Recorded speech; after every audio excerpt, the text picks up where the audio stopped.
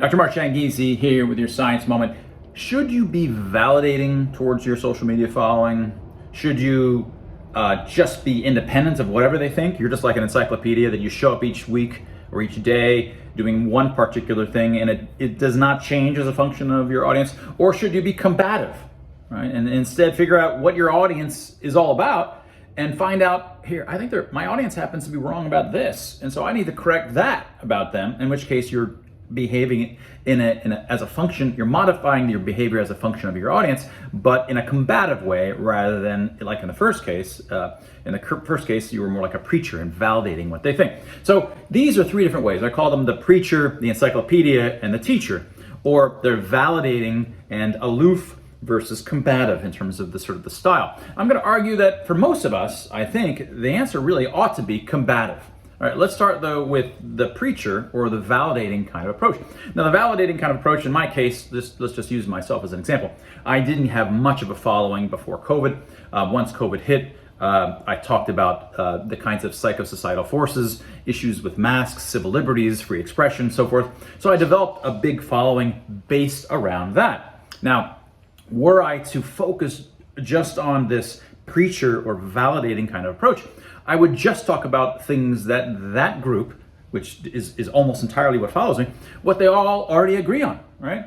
I'd get incredible impressions, I'd get incredible feedback, I'd get all positive comments.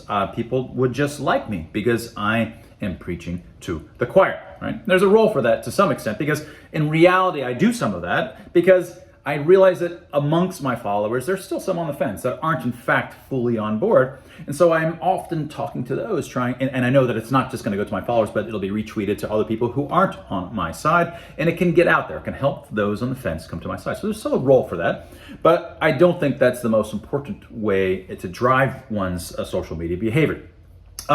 The second is the encyclopedia or the aloof, and she's like, look, I have particular interests. I'm interested in, the art of 17th century Spain or whatever it might be, and you're posting things about that particular thing, and you just do it every day, and you don't even pay attention to what your audience thinks or has to say or anything. You just do your thing. You're an encyclopedia. One advantage there is that you're really aloof. You're just not even paying attention to the audience, so you're likely to not get swept up in anything. Whereas in the first case, which I didn't really mention, one danger there is that you really are susceptible to groupthink. You are just becoming part and deeper into that socio-political community, and you are likely, unless you're incredibly careful, just to be swept up in groupthink and not really to be able to think out of the box. You're not going to suffer that from the second case, but now let's go to the third case. So we've had the preacher, which is sort of validating the audience. We've got the encyclopedia, which is sort of aloof, but kind of just not doing anything as a function of the audience they happen to have. And then the third case is the teacher. And this is the case of being combative, right? Teachers don't typically sound combative, but the idea here is that I am going to modify my material as a function of the audience that I happen to have, right? I happen to have grown a particular audience. In this case, it was sort of civil liberties-ish, anti-lockdown, anti-mask, concerned with these sorts of things. I happen to have developed a particular kind of audience based on that growth when it happened, and the way that you grow you can't determine ahead of time. Sometimes it just happens through certain kinds of virality and social network forces that you are out of control. That growth will happen, and now you've got an audience that you didn't decide to have. It just happens. That's the way that the world works.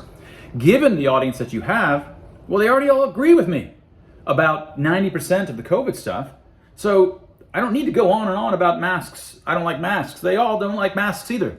Now, it's helpful to sometimes educate them or give them more context on certain aspects of masks that they may not have thought about. Not only are they bad in the 3 ways that you know about, but there's 17 other ways that they're bad. For example, I've done a lot of that. But that's an example actually of case 3, because I'm focusing on what I think are given the audience that I have, and although they agree on masks, I'm giving them new material that they don't yet know about masks. But it's also motivated me to focus less on arguing against lockdowns, because my entire audience already agrees that they're against lockdowns. It's either to give them new arguments that they haven't heard of against lockdowns or masks, or to point out that the reasons that they think that what happened, often there's this pandemic or conspiracy kinds of theories, that these are kinds of cognitive biases, and that if we want to understand this, we have to in fact understand mass hysteria and sort of groupthinks and emergent phenomena. These are kinds of things that I focus on. I focus on them because my audience already agrees on the lockdown stuff and civil liberty stuff, so I need to focus on where I think that they're getting it wrong, and so I'm combative toward you.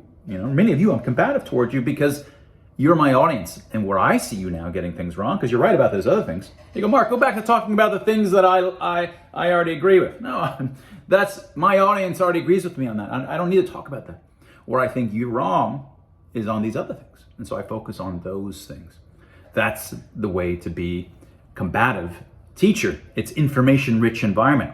I'm looking at the different signals. That is, the difference between you and me is this, and I think, you're wrong there. I need to correct that. I need to correct that. And my audience, and eventually maybe I have an audience that only agrees with me in all of those ways, in which case I'll find other dimensions where I think those, the audience members that I happen to have are wrong about these things, and I can try to correct that, because there's no sense in just going over and over again with the stuff that you and I already agree upon.